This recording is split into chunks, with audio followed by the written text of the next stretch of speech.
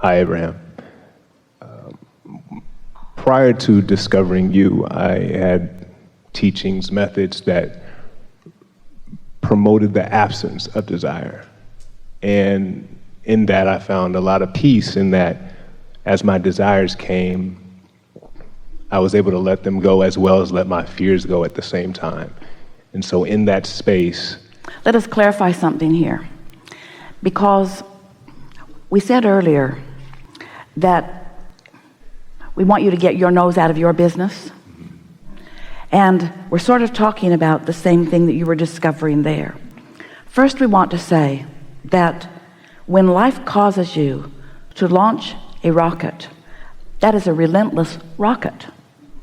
In other words, there's no regression. So once life has caused you to become more, you really have no choice if you're wanting to feel good other than to go in the direction of the more that you have already vibrationally become. So you cannot hold your desires back. They are just vibrational reality that is going to call you. But there is something that sometimes people do when they think that they're focused upon their desire when really they're focused in opposition to it. And so by taking your attention from it so that you're not beating the drums of the details, because so often it takes a little while for you to really figure out. You have to meditate some, you have to become sensitive to who you are, and most of all, you have to recognize what your emotions are, and you have to recognize when you are feeling an emotion that doesn't feel wonderful. Someone said to us one day, many years ago, we were trying to prime their pump a little bit, and we asked them what they wanted, and they couldn't identify anything. So we said, well, do you want such and such? And she said, oh, I don't want that. I've already got that. And what she was speaking, which represented what a lot of people are feeling, is that a desire is something that you keep in place for the unfulfilled things. That if it's already happened, then it isn't a desire.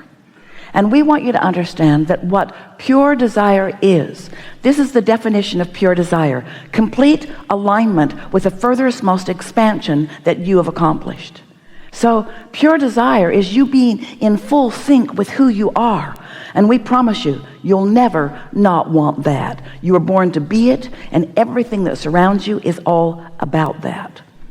But it is helpful not to pick up the stick that has what is wanted on one end and the absence of it on the other, and focus on the absence of the desire. So will those two places lead me to the same place? Are we essentially saying the same thing, that the wantingness to be more focus on the positive aspects as opposed to focusing neither on the desire or the... Let's take those exact words, the wantingness to become more. First, we want to say that more is the mantra of all that we are. But at the same time, often when you say, I want to be more, you're focused upon what you are not yet. It's a subtle sounding difference, but it makes all the difference in the world. More is inevitable. More is a given. More is the expanding universe. More is essential to the eternalness that we all are. This universe has expanded in just this little bit of time that we have been conversing here. It has become more as a result of this conversation. So more is inevitable.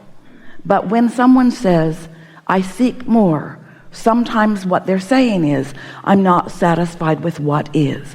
And that is like shooting yourself in the foot. That is activating the vibration that doesn't allow you in this moment to realize the more that you have already vibrationally become. It's the reason that we broke the creative process down into steps. Step one is you're asking. Well, when you're asking, you're almost always aware of what you don't want as you're asking for what you do want. In fact, there's so often a vibration of what is not wanted in that asking. But still, out of knowing what you don't want, there is an understanding of what is wanted, and Source runs with that. But often in the early stages of a desire, you are not a vibrational match to it. You're usually in contradicted energy to it because you're aware of what is. You're aware of the absence of what you want. You want it to be better. You want more. Some people came to us early in Jerry and Esther's experience, and they had a mantra that they were offering that was better and better, better and better, better and better. and they wanted to know what we thought about their mantra. And we said, the mantra in and of itself is a perfect mantra because it speaks to the eternal unfolding that we are all about. But what we feel when you say it, when you specifically are saying it, is better than this, better than this, better than this, better than this. And so this kept being dominant. So this was sticking the stick in the wheel because better and better was happening, but better than this, better than this, better than this. So good discussion, yes? Yes. Yes. Is it okay then to continue that practice of, as desires come, to let them come and go and still remain in that place of feeling source, feeling presence? Of course it is. Everything is all right. There isn't anything vibrationally off about that. Okay. But let's clarify something. This is what you're looking for. So sometimes we know you have a hard time figuring out what it is we're asking of you, because we say you create your own reality. And then we say, you've already done step 1 and Source has already done step 2, so your step is just to chill out and let it be. And you say, well, where's the deliberateness in that? Shouldn't I be thinking about it more? So we give you processes that you ask for. We teach you how to script, which is tell the story the way you want it to be. We teach you to be as specific as you can be and still feel good, talking about what you want. And so it must feel confusing. Which is it, Abraham? Do I just chill and let it be? Yeah. Or do I guide it with the specifics of my mind? Do I set goals? Do I be deliberate or do I allow? Make up your mind, you silly ghost. Which is it? So we want to explain to you that when you understand the way it all fits together, then you can more clearly understand where you are standing within that in any moment in time. So here's what we mean by that. So let's say that life has touched you in some way, bothered you a lot, and caused you to launch a specific rocket of desire about something. But you're not a vibrational match to it. You were sort of prodded into your awareness that it could be a whole lot better, and you do prefer this. So you've launched it, but you're not a match to it, not even close to a match to it yet. So even the idea of the desire irritates you because you want something that you see no way to. But then you hear us say step 1, step 2, step 3. We say chill out, meditate, trust, have faith. It's a done deal. Don't get in the way of it. And so you do that. You don't beat the drum of what isn't happening. You distract yourself and focus on other things that are working out. And you cease the opposing vibration. Ooh. Now that you cease the opposing vibration, you are now one of the cooperative components that law of attraction is calling into fruition, into further clarity. So you begin having ideas. Ideas begin to occur to you because you begin translating the vibration of this vibrational reality into something that is manifested like a thought, manifested like an emotion. Well, now you're beginning to roll. Now you're not resistant, at least in this moment that we are describing.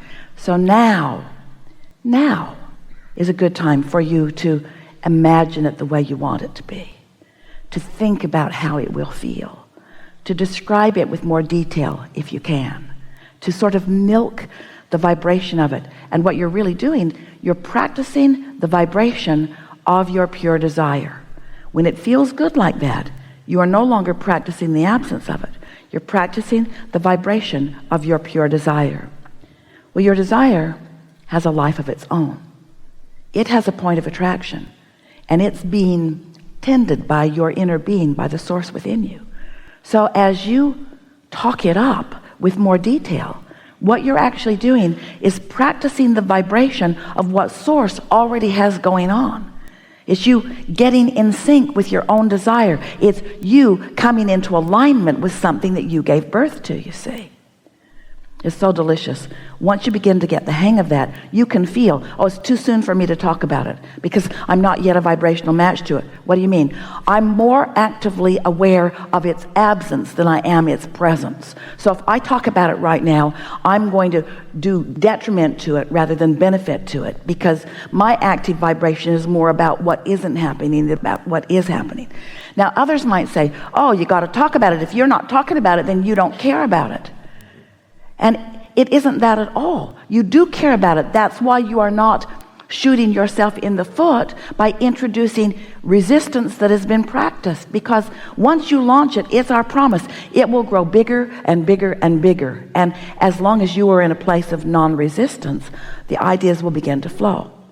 Now, the more recent way that we've been describing that same thing is that you've created the vibrational version of it. It exists in this vibrational reality. We call that vortex. We wrote a whole book about your vortex, where everything that you want and all that you have evolved to now stands. So here's this vibrational reality, and here you stand always in some relationship to that vibrational reality.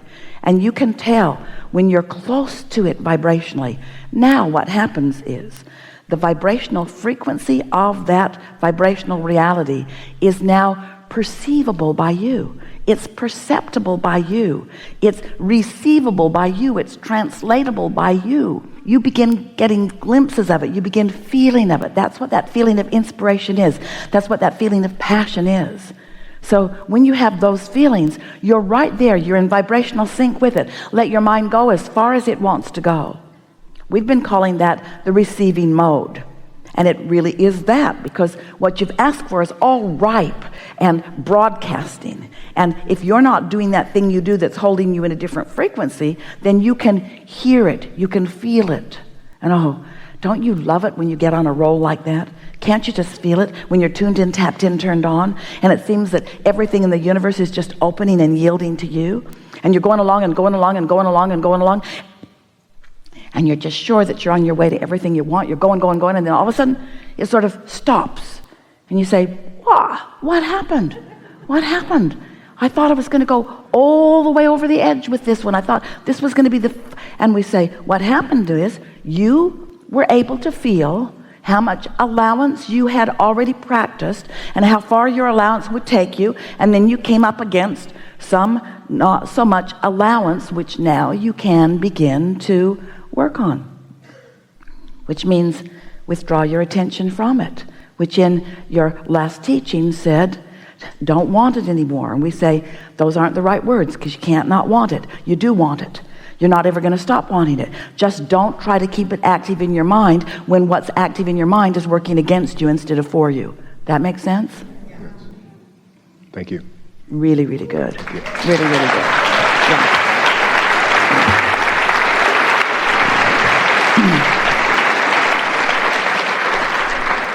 So what just happened there was leading edge conversation, where together we took thought to a place that it has never been before. And every one of you went right there with us. Did you recognize it? Because you understand law of attraction, you understand your emotions, you understand the vortex, you understand vibrational frequencies. You got that. You're going to understand your emotions now. So when you feel a little negative emotion, what does that mean? I need to push through with this? No, back away. I need to back off. It's time to chill. It's time to cool my jets. It's time to just be easy. It's time to go general.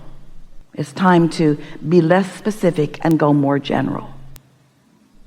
By saying things like, things are always working out for me. This is unfolding perfectly. Jerry used to say, let's just sit tight. Let's just sit tight. And what he meant was, please, Esther, please, I'm begging you, stop talking about this. Now what?